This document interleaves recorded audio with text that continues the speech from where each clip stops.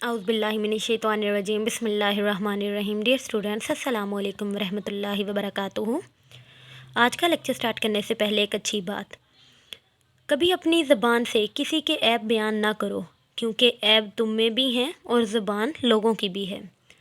अब हम अपना आज का लेक्चर स्टार्ट करते हैं।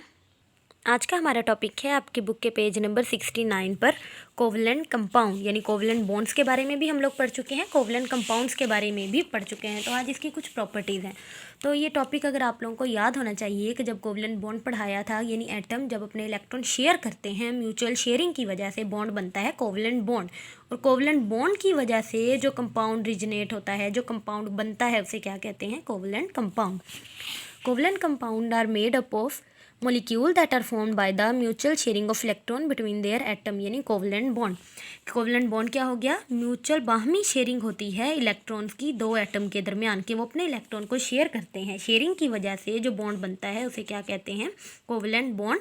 और कोवलेंट बॉन्ड की वजह से जो कंपाउंड बनता है उसे क्या कहते हैं? Covalent compound. Covalent bond is generally regarded as a weaker than the ionic bond. Covalent bond को वीक माना जाता है आयनिक की निस्बत। क्यों? क्योंकि आयनिक तो अपोजिट चार्जेस की वजह से बनेगा, अपोजिट चार्जेस में अट्रैक्शन होती है, जबकि जो वीक बॉन्ड क्यों है, इसमें अपोजिट चार्जेस नहीं होते, ये सिमिलर चार्जेस एटम की शेयरिंग की वजह से बनता है।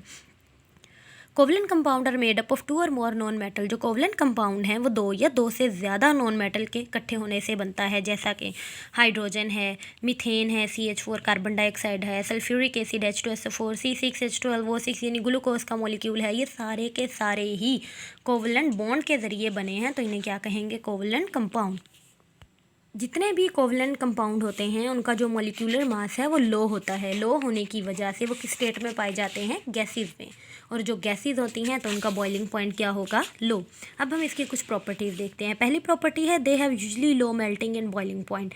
जितने भी कोवलेंट कंपाउंड हैं उनका मेल्टिंग और बॉइलिंग पॉइंट क्या है? कम होगा, क्योंकि उनमें फोर्स ऑफ अट्रैक्शन पाई नहीं जाती, तो इसकी वजह से उनका मेल्टिंग पॉइंट भी कम होगा और बॉइलिंग पॉइंट भी कम होगा। They are usually bad conductor of electricity. जितने भी कोवलेंट कंपाउंड होंगे उनके अंदर एबिलिटी नहीं होगी इलेक्ट्रिसिटी को कंडक्ट करने की या अपने अंदर से गुजारने की। Compound having polar character in their bonding are conductor of electricity when they dissolve in the polar solvent. लेकिन जब हम कोवलेंट कंपाउंड को पानी में हल कर लेंगे तो वो पोलर स्टेट में आ जाएंगे, तब उनके अंदर एबिलिटी होती है कि वो अपने अंदर से करंट को गुजार सकें। They are usually insoluble in water but are soluble in the non aqueous solvent.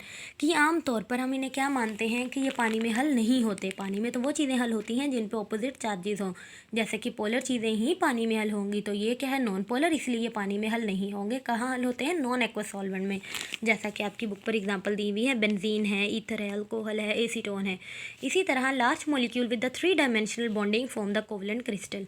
अगर बहुत बड़े मोलिक्यूल आ जाएँ तो वो 3 डायमेंशनल की फॉर्म में आना शुरू हो जाते हैं, जैसे कि आपको आयनिक का ये स्ट्रक्चर है। जब स्कूल खुलेंगे तो आपको बनवाया जाएगा, क्लास में सिखाया जाएगा ये।